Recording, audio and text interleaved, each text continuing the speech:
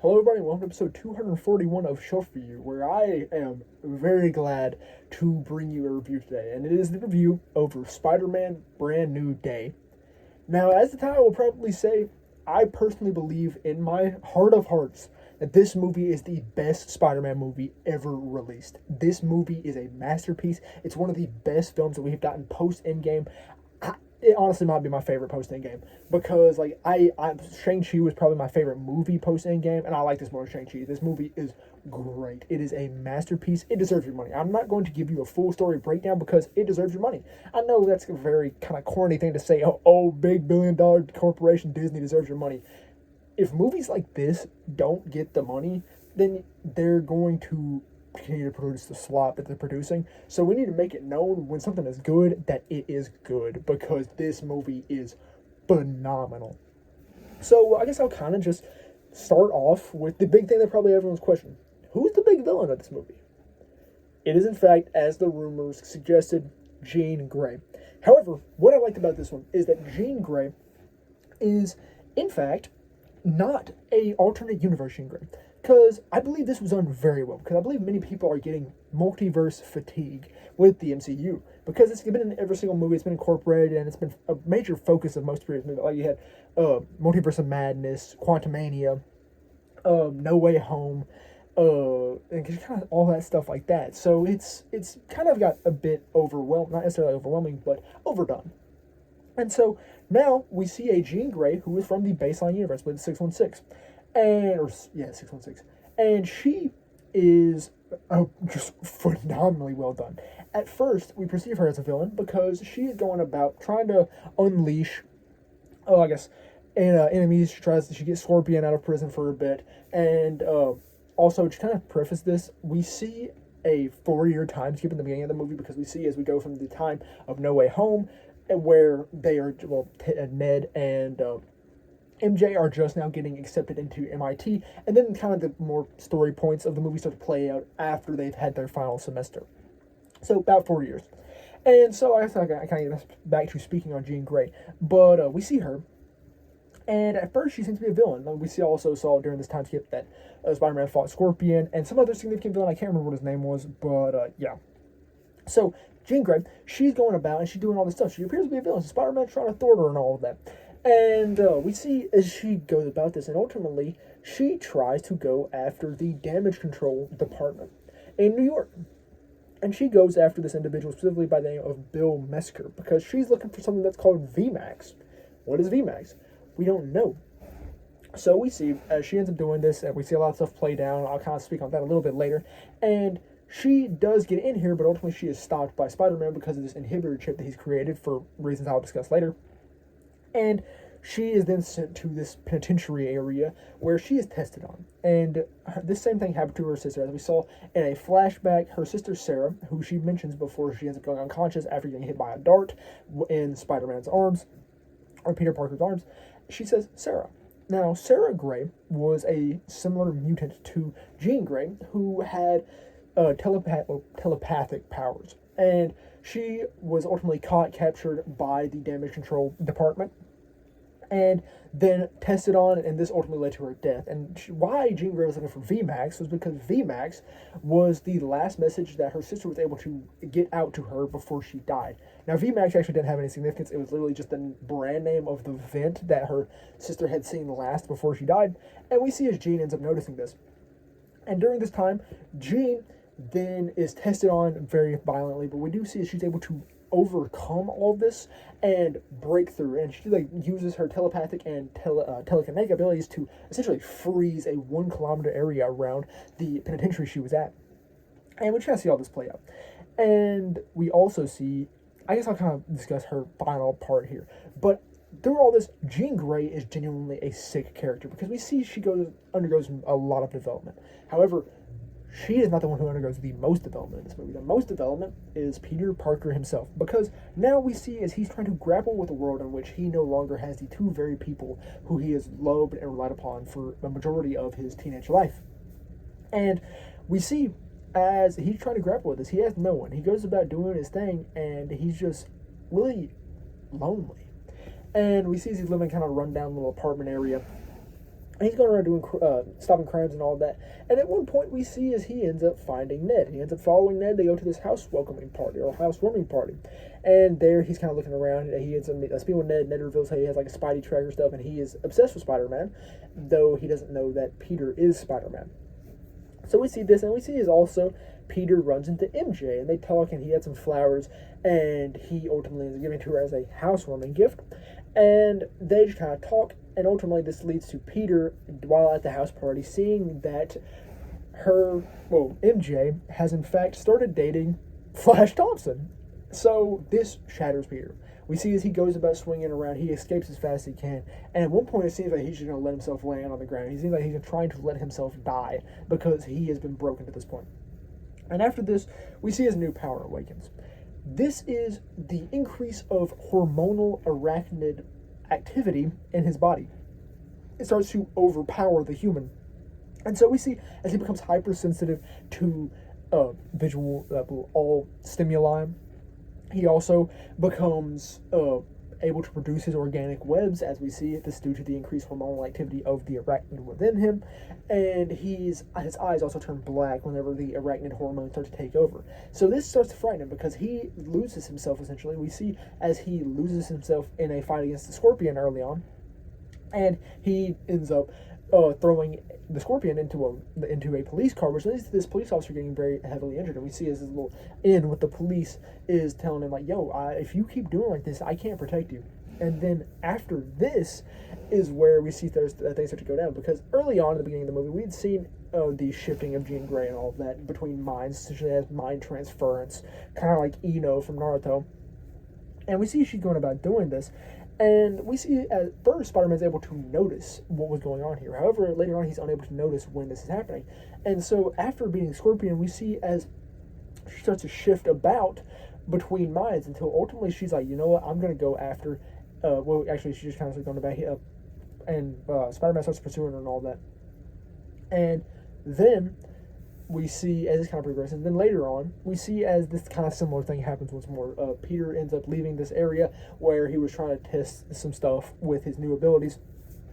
And ultimately, we see as he ends up running into this person who is controlled by Jean Grey. And then Jean Grey ends up revealing that she knows, in fact, who Peter Parker is through this mind transference. And also who MJ is, because she found a note in Peter's room where he was kind of explaining after the mind erasal of Peter Parker who he was to MJ, as we saw at the end of No Way Home. And so, with this, we see Jean Grey ultimately decides, I'm going to go after MJ, and Peter gets very angry at this. He ends up following. He ends up also webbing a couple innocent people, and this ultimately leads to a helicopter chase where he, via his Eve, his little AI, essentially his Jarvis, is able to deduce that Jean Grey has a 33-foot radius, maximum radius on her ability. So he ends up, what's the word? Hold up. Not consolidating, but isolating, there we are. Isolating this individual who's in a helicopter flying away under the possession of Jean Grey up near a crane, so she is unable to get to anyone. So we then see as Peter ends up going, finding MJ, explaining, "Yo, you're in danger. I need to take you with me." So he ends up doing this, and then they end up sharing a bit of a scene on a rooftop where we see as MJ declares that she remembers some stuff. She has had a gap in her memory for all this time, and she thinks that Peter is important. So we see as they kind of talk, and ultimately she ends up revealing, "I need to know." So she starts to take off his mask, and she feels at his face, and she kisses him. And then she takes off the whole mask and she's like, "Oh, Peter, it's you." And we see as they have a very emotional moment here. And then Jean reveals it was her all the time. MJ doesn't remember a single thing about Peter, as she reveals after this. This was genuinely heart-wrenching, but also it was so cool. Like, this genuinely had me thinking of, like, Aizen, like Sosuke Aizen from Bleach, like, just revealing, it was me. I had made this up the whole time. Or, like, Barry, not Barry, the Flash, the negative Flash, whatever. I'm not with the DCU besides Batman, but, like, Anti-Flash, the yellow one that's always like, "It's me, Barry." I only know it from, like, the videos, but Yeah, it really reminded me of that. And I was like, oh my gosh, that was such a nice sentimental moment. And then it was fake. The whole thing was not real. And this is crazy. We see is then Peter obviously is very angered at this. Jean tries to force MJ to kill herself, and ultimately Peter ends up saving her, which frightened me for a second because she's falling off this building, and Peter shoots a web right at her torso. We've seen this before, but he ends up pulling himself toward her as compared to pulling her and going like Gwen Stacy. But yeah, so he ends up saving her, and then Jean ends up leaving MJ's body. Then everything kind of continues, and we see as MJ is taken to Frank's place, Frank Castle, who has been a bit of a character throughout this movie, and he's the Punisher. If you don't know, Punisher, the show, genuinely one of the best shows I've ever watched. You need to go watch it, but you don't need to watch it for this movie, technically. So we see this, and he ends up taking her to Frank's place, where she's left to be for a while. Now, after this, we kind of see as more of the movie stuff plays out. We see as Peter decides to develop an inhibitor chip for his new spider-like abilities. He goes speaks with Bruce Banner, who doesn't know who he is, and we see that Bruce has created a similar device. They have a bit of discussion over what the good and bad traits of an organism are, and just kind of see all that stuff. We then see as Peter is able to successfully develop, with the help of MJ, an inhibitor chip which will effectively remove his arachnid abilities and not allow the bad things to overtake him. And we see also as he creates a universal inhibitor chip. And after doing all this, we see Jean Grey ultimately ends up going to the Empire State Building where the damage control people are. She puts out her plot here to get into the door, as I mentioned prior, and we see Peter comes in here, tries to stop her. So does Frank. Frank is ultimately taken over by Jean, and this kind of leads to a bit of a thing going on. We also see as Jean ends up taking over Bruce Banner and leads him to the Empire State Building. We get a fight between Spider-Man and Banner. This was sick, by the way. This is one scene where Spider-Man, like the camera is fixed on Spider-Man, who's like spinning all around the hallway, and the Hulk is just in the background, and it's such a sick scene. Like, it's spinning and all that, super cool. And there's one scene also that was very reminiscent of the scene in the first Avengers where Black Widow's being chased down the hallway by Hulk, and like the glass is shattering, all of that. So I thought that was really cool. And this entire fight with Hulk is just super awesome. Now, ultimately, under the possession of Jean Grey, the Punisher does end up busting into the door, meeting up with Bill Mesker, who is the main villain of this movie. Mesker. And then she kind of has this talk, but ultimately Spider-Man's able to beat Banner and all of that, and then get the inhibitor chip on Jean before everything can go, I guess, cattywampus.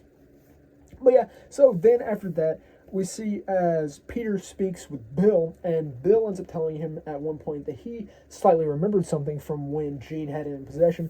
And then we see as Peter ends up going back to MJ. Now, after this whole ordeal, MJ, in fact, discovered the letter that Peter had meant to write for her 4 years prior, where Peter had left it in Frank's little submarine home. And they have a bit of a confrontation here, and we see as they get to discuss and all of that, Peter tells MJ that he in fact still loves her, but MJ's like, I see you're a good guy and all of that, but this was not your right. You did not have the right to keep from me this information.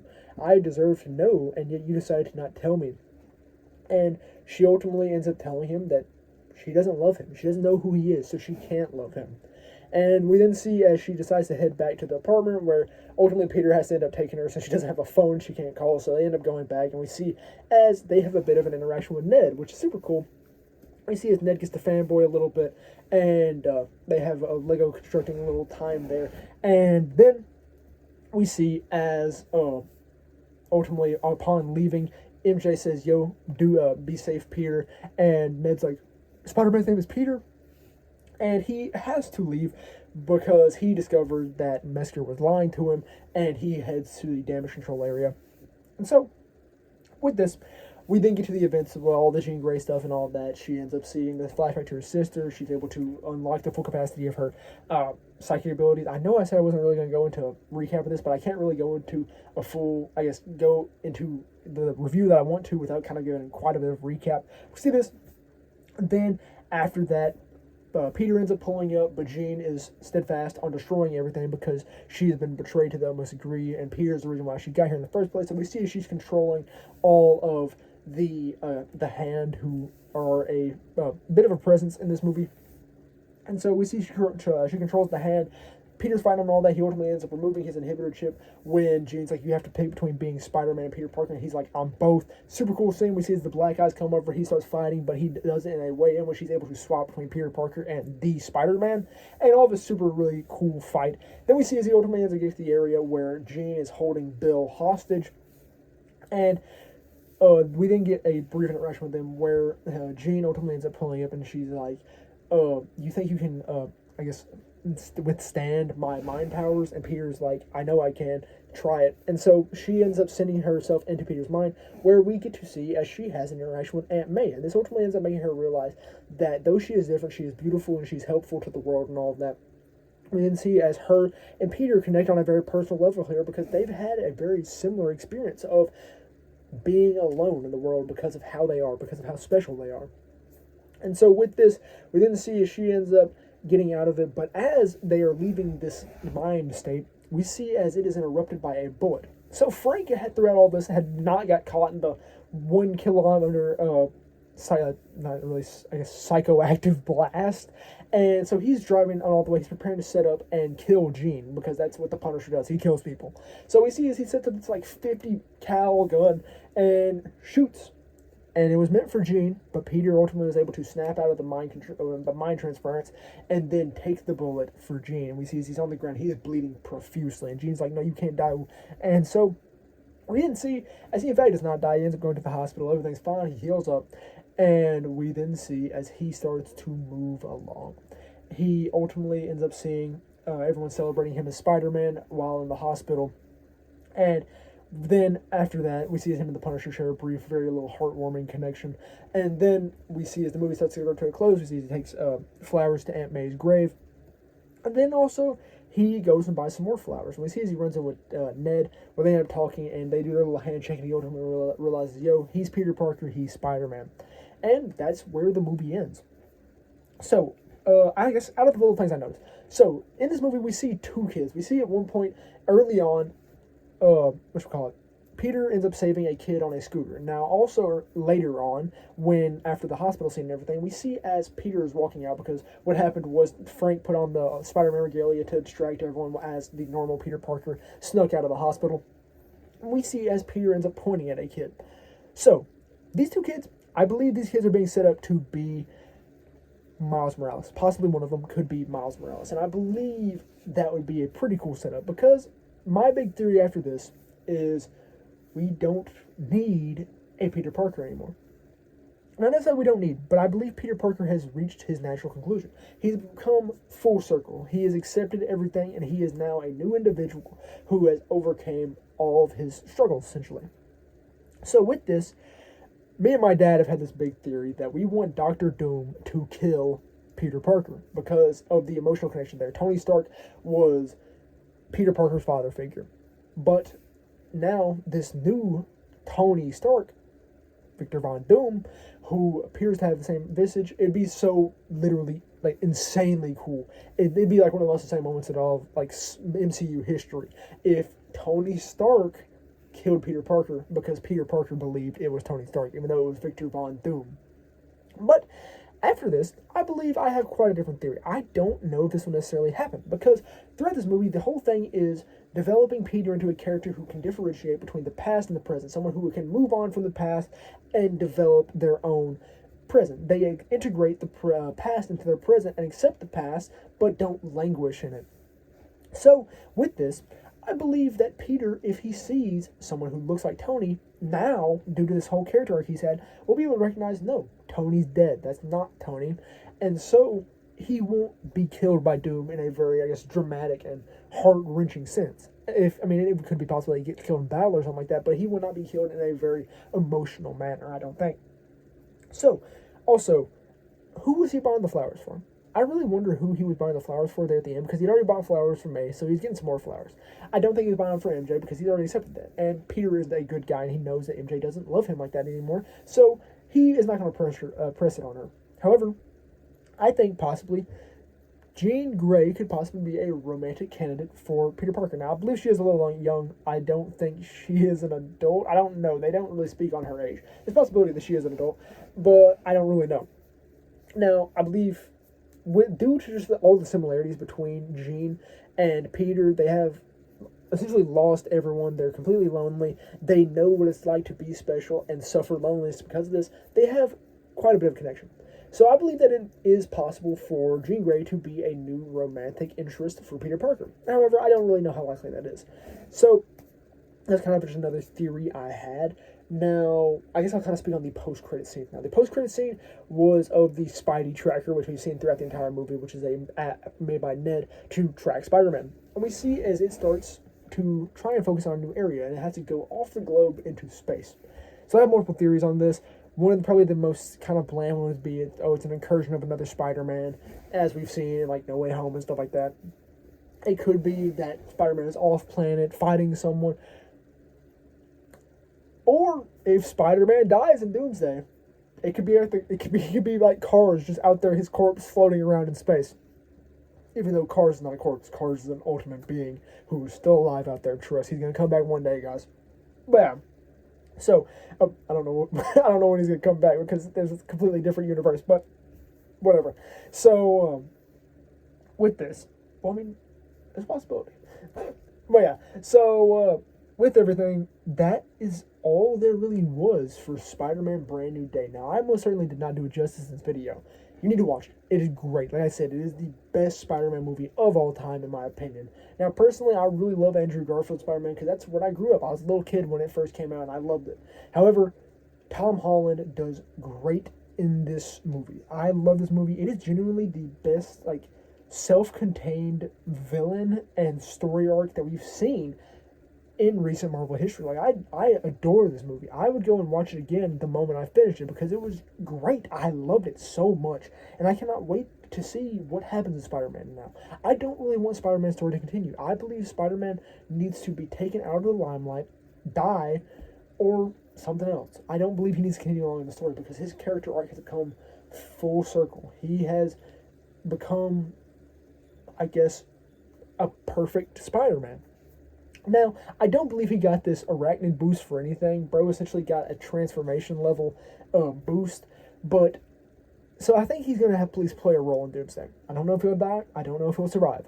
But he's going to play a role in Doomsday. I don't believe they would have given him this power up if he wasn't.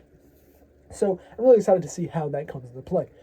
And I'm genuinely just excited to see Doomsday. Because prior to this, I had not really been excited to see Doomsday. Because I just didn't really feel a hype for it. Now, after being, I guess, rejuvenated by the MCU, seeing that Marvel can, in fact, still make great, interesting, individual movies. Now, I'd seen this with Fantastic Four. I really liked Fantastic Four, but it was nowhere near the level of Brand New Day. Brand New Day, like I said, one of the best Marvel movies of all time. Most certainly the best Marvel movie after Endgame. And, personally, my now favorite Spider-Man movie. And it alone has gotten me absurdly hyped for Doomsday. I cannot wait to see what we will be getting then. I know it will be great if it is anything like Brand New Day. But yeah, so that's all I really have to say about Spider-Man Brand New Day. And I guess that's all I really have for episode 241 of Shelf Review. So thank you very much for watching.